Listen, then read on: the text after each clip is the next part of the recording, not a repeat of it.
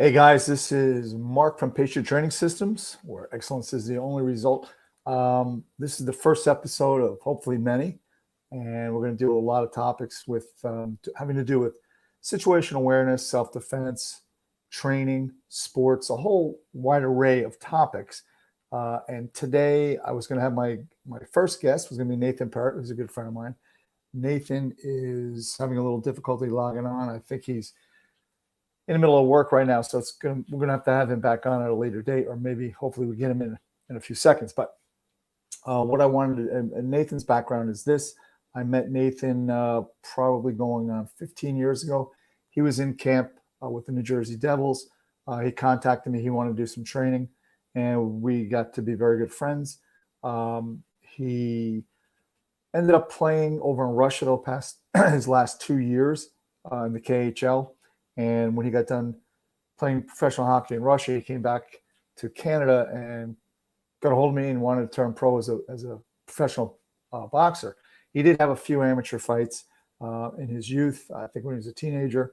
But his job primarily, in great part, was to fight on the ice. So he had that part. He had that warrior mentality, he had that tough mindset, and he's a big, strong guy. In any event, I told him at the time, well, you're going to have to move down here and go sort of in the belly of the beast, which is Paterson, New Jersey, where I was training out of. And he did. And we had a great time. And we got him his first pro fight down in Philadelphia at the Blue Horizon, which was just a meat grinder of a place. In fact, they filmed the very first Rocky there. And he went up against a very tough young man from Africa, another big heavyweight. And it was a good fight. I mean, it was both their first pro fight. They both took it to literally the last round, exchanging blows, and Nathan pulled out the win. He stopped him. He was a TKO. I think there was only less than 10 seconds left in the round, and Nathan was able to stop him. So it was a very successful night.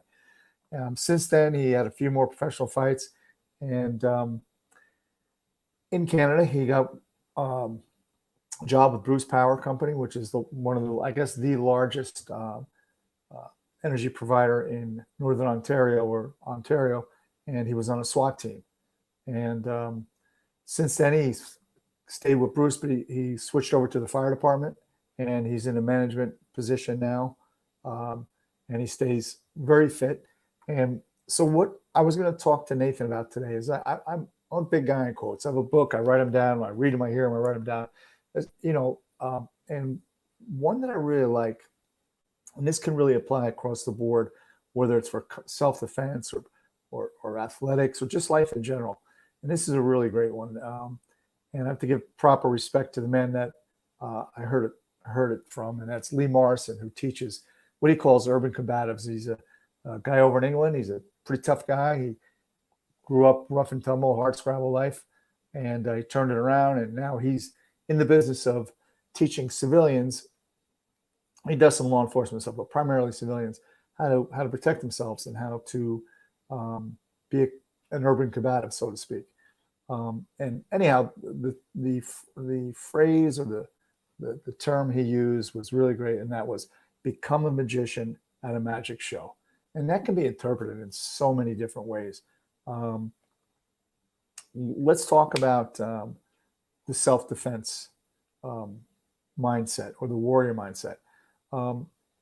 This is where it comes into play, where you have to really, besides the physical attributes of being able to perform a particular martial art or self-defense move, is to have the mindset where you're going to be one step ahead of the predator. And how do you do that?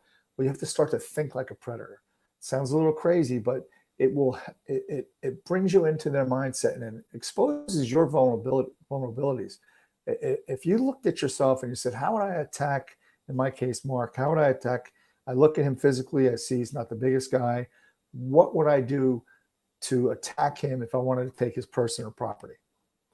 And once you start to establish that, you can understand how a predator is going to attack you, and you can start to visualize ways that you would protect yourself, either being preemptive, which is what I strongly suggest, and Lee Morrison does as well. But so here's where you're gonna kind of turn the tables on that predator. You're going to become a magician at a magic show. All right. So where other areas that can apply very simply in athletics, again, maybe the opponent, whether it's a one-on-one situation or a team situation, they're not exactly the enemy, but if you take their bird's eye view of you and of your team or yourself, if it's a one-on-one combative sport, say, or maybe not even combative, it's just tennis. What are your vulnerabilities? What's the weak part of your game? What's the weak part of your team's game? What are your strengths? What do you need to improve?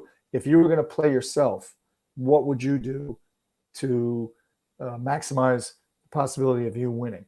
So once you understand your vulnerabilities, you can address them either through training or mindset, and you have now become a magician at a magic show. So it's a pretty cool saying. Obviously, I'd like to hear some feedback on what you think that may mean to you and where you would application in your personal life you would apply it to. And I think we could have a lot of fun with this. Well, I'm going to cut it short. This is the first episode. We're going to find out what happened to Nathan. Sometimes things come up, but he's a great friend of mine. We're going to have him on often.